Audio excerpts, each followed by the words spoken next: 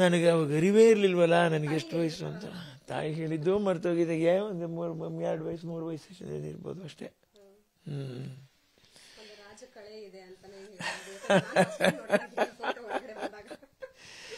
ಏನೋ ಯಜಮಾನ್ರು ಪ್ರೀತಿಯಿಂದ ಎತ್ಕೊಂಡು ನೋಡಿದ್ದಾರೆ. ನಾವು ಏನೋ ಕೈಲೊಂದು ಅದೊಂದು ಬೊಂಬೆ ಇಟ್ಕೊಂಡು ಬೊಂಬೆ ತಲೆನ ಇಟ್ಕೊಂಡ್ಬಿಟ್ಟು ಗಟ್ಟಿಯಾಗಿ ನಾವು ಯಾವ ಕಡೆ ನೋಡ್ಬಿಟ್ಟಿದೀವಿ, ಕೂತ್ಕೊಂಡ್ಬಿಟ್ಟಿದೀವಿ ಅವ್ರ ತೊಡೆ ಮೇಲೆ. ಲಾಸ್ಟ್ ಟೈಮ್ ಪ್ಯಾರ್ ಹೇತು ಡರ್ನಾ ಕ್ಯಾ ಅನ್ನೋ ಅಂತ ಒಂದು ಹಾಡನ್ನ ಹೇಳಿದ್ರಿ. ಈಗ ಈ ಸನ್ನಿವೇಶದಲ್ಲಿ ಖಂಡಿತವಾಗ್ಲೂ ನಾನು ಕೇಳಬಾರ್ದು, ಬಟ್ ಆಲ್ಸೋ ಏನ್ ಅನ್ಸುತ್ತೆ ಸರ್ ಒಂದು ಹಾಡು ಡೆಡಿಕೇಟ್ ಮಾಡೋದಾದ್ರೆ? ಅಯ್ಯೋ ಪಾಪ, ಪ್ಯಾರ್ ಕಿಯಾ ತೋ ಡರ್ನಾ ಕ್ಯಾ, ಪ್ಯಾರ್ ಕಿಯಾ ಕೊಯ್ ಚೋರಿ ನಹಿ ಕಿ, ಚುಪ್ ಚುಪ್ ಆಹೆ ಬರ್ನಾ ಕ್ಯಾ. ಕಳತನ ಮಾಡಿಲ್ಲ, ಪ್ರೀತಿ ತಾನೇ ಮಾಡಿದೀವಿ. ಅದೇನು ದೊಡ್ಡ ತಪ್ಪಾಗೋಗ್ಬಿಡ್ತಾ ಈ ಪ್ರಪಂಚದಲ್ಲಿ? ಅದನ್ನೆಲ್ಲನೂ ಮನುಷ್ಯ ಕಾನೂನು, ಲೆಕ್ಕಾಚಾರ, ಮತ್ತೊಂದು ಇನ್ನೊಂದು. ಪ್ರೀತಿಗೆ ಅದು ಯಾವುದು ಗೊತ್ತಿಲ್ಲ. ಪ್ರೀತಿಗೆ ಪ್ರೀತಿ ಮಾತ್ರ ಗೊತ್ತು ಅಷ್ಟೇ.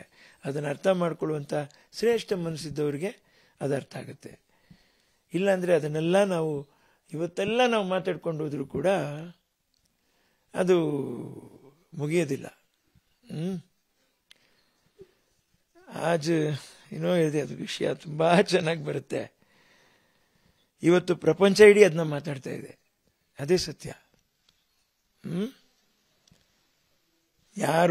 ಯಾರೋ ಒಂದಷ್ಟು ಜನ ಅಯ್ಯೋ ಹಿಂಗಲ್ಲ, ಇಲ್ಲ ಇಲ್ಲ ಅದು ಅದೇ ಅದೇ ಅಂತ ಮಾತಾಡ್ತಾ ಇದೆ. ಹಾಗೆ ಅದು ಪ್ರೀತಿ ಅಂತಕ್ಕಂಥದ್ದನ್ನ ಯಾರೂ ಮುಚ್ಚಿಡಕ್ಕಾಗಲಿದೆ. ಈಗ ಬಂದೇ ಬರ್ತದೆ. ಅದು ಬಂದು ದ್ವೇಷವಾಗಿ ಬರಲ್ಲ, ಅದು ಪ್ರೀತಿಯಾಗೇ ಬರೋದು. ಅದು ಎಷ್ಟು ಚೆನ್ನಾಗಿ ನಮ್ಮ ಜನತೆ ಅರ್ಥ ಮಾಡ್ಕೋತಾರೆ ಅನ್ಸುತ್ತೆ. ಒಂದಿಬ್ರು ಏನಾದರೂ ಅನ್ಬೋದು, ಅದು ಅನ್ನೋದ್ರಲ್ಲಿ ತಪ್ಪೇನಿದೆ ಅನ್ಕೊಂಡು ಹೋಗ್ತಾರೆ ಅಷ್ಟೇ. ಅದಕ್ಕೆ ಯಾಕೆ ನಾವು ತಲೆ ಕೆಡಿಸ್ಕೋಬೇಕು? ಅನ್ಬೇಡಿ ಅನ್ನಕ್ಕೆ ಅದು ನಮ್ಮ ಬಾಯಿನ. ಪ್ರತಿಯೊಂದನ್ನು ನೀವು ಪಾಸಿಟಿವ್ ಆಗಿ ತಗೋತೀರಾ. ನಿಮ್ಮ ಜೊತೆ ಸದಾ ನಾವಿರ್ತೀವಿ ಅಂತ ಹೇಳಕ್ ನಾನು ಇಷ್ಟಪಡ್ತೀನಿ ಸರ್. ಅಯ್ಯೋ, ನಾನು ಯಾವಾಗ್ಲೂ ನಿಮ್ಗಳನ್ನೇ ನಾನು ಇಷ್ಟಪಡ್ತೀನಿ. ನಿಮ್ಗಳ ಕೈಲಿಂದ ಸದಾ ಇರಬೇಕು. ಮೊದಲು ನನಗೆ ಒಂದು ಸ್ವಾರ್ಥ, ಭಾರತ ಇದೆಯೋ ಅದು ಇದೆ, ಆದರೆ ಕರ್ನಾಟಕ ಮಾತ್ರ ಇರಲೇಬೇಕು ಅನ್ನುವಂಥ ಸ್ವಾರ್ಥ ಇದೆ. ಕನ್ನಡಿಗರೆಲ್ಲ ಚೆನ್ನಾಗಿರ್ಬೇಕು ಅನ್ನುವಂಥ ಒಂದು ಆಸೆ ಇದೆ. ಕನ್ನಡಿಗರಿಗೆ ಅವರ ಶಾಂತಿ ಪ್ರಿಯತೆಗೆ ಅವ್ರಿಗೆ ಸಿಕ್ಕಿರೋದು ಏನು ಅಂತ ಹೇಳಿದ್ರೆ ತೇಜೋವಧೆ, ನೆಲೆ ಇಲ್ಲ, ಎಷ್ಟೋ ಜನಗಳಿಗೆ ಮನೆ ಇಲ್ಲ, ಎಷ್ಟೋ ಜನಗಳಿಗೆ ಅದೊಂದು ಆಸ್ತಿ ಅನ್ನುವಂಥದ್ದಿಲ್ಲ.